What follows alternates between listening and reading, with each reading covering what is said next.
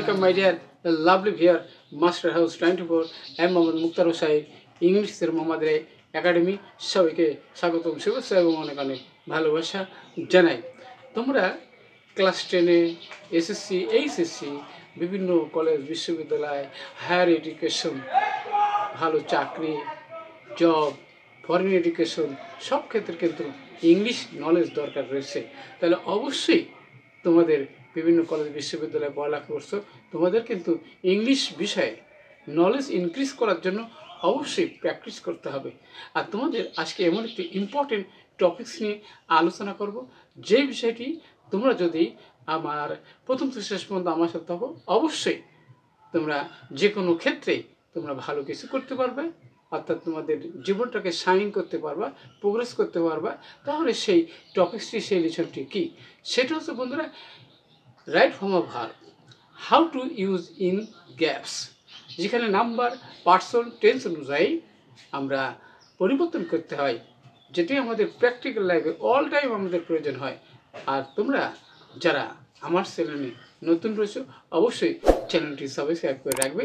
তোমাদের mobile laptop কম্পিউটারে ভিডিওর নোটিফিকেশন নিয়মিতভাবে পেতে চাইলে, আর যারা সাবস্ক্রাইব করছো thank you so much. So now top now go to our whiteboard, try to understand today's lesson right form of verb, roles in English grammar, how to use in the box in the gaps, শিখে নাও shortcut tips for GPA 5 minute, 5 মিনিটের মধ্যে তোমরা কিন্তু full marks পাবা, অথবা তোমার GPA 5 পেতে তোমাদের জন্য ভেরি ভেরি হেল্পফুল আজকের ক্লাসটি।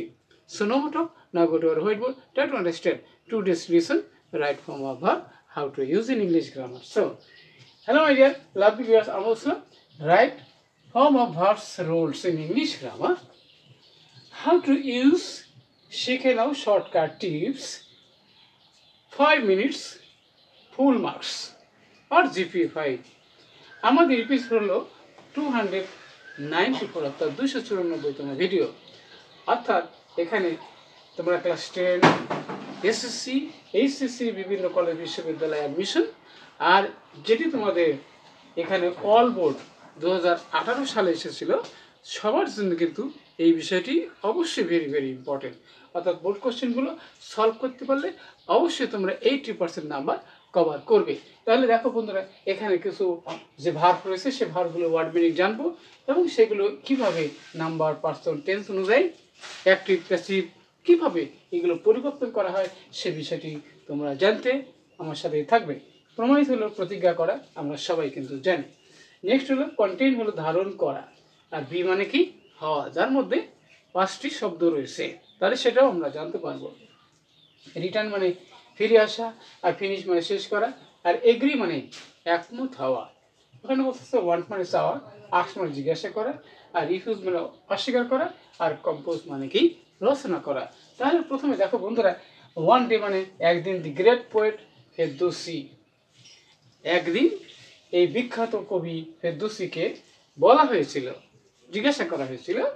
এখানে কি আমরা জানি কি, যেখানে ওয়াজ আস্কড তাকে বলা হয়েছিল, ওয়াজ আস্কড প্যাসিভ মোডে রয়েছে, তাই তাকে বলা হয়েছিল বাই সুলতান মাহমুদকে বলা হয়েছিল এখানে কি টু কম্পোজ, শাহনামা রচনা করার কথা বলা হয়েছিল। তাহলে না কম্পোজ মানে কি রচনা করা, কি রচনা করা, এখানে শাহনামা সে বিখ্যাত মহাকাব্য, টু দি অনার অফ সুলতান, তাই সুলতানের সম্মানে। এখানে সুলতান কি করেছিল, টু পে, তাহলে প্রমাইস মানে কি প্রতিজ্ঞা করেছিল, প্রমাইস মানে প্রতিজ্ঞা করেছিল, to pay Ferdousi a gold coin, একটি করে স্বর্ণ মুদ্রা দিতে কি সে প্রতিজ্ঞা করেছিল, ফর ইজ ভার্স, প্রত্যেকটি পঙ্ক্তি প্রত্যেকটি প্যারার জন্য, অর্থাৎ সেন্টেন্স শব্দের জন্য।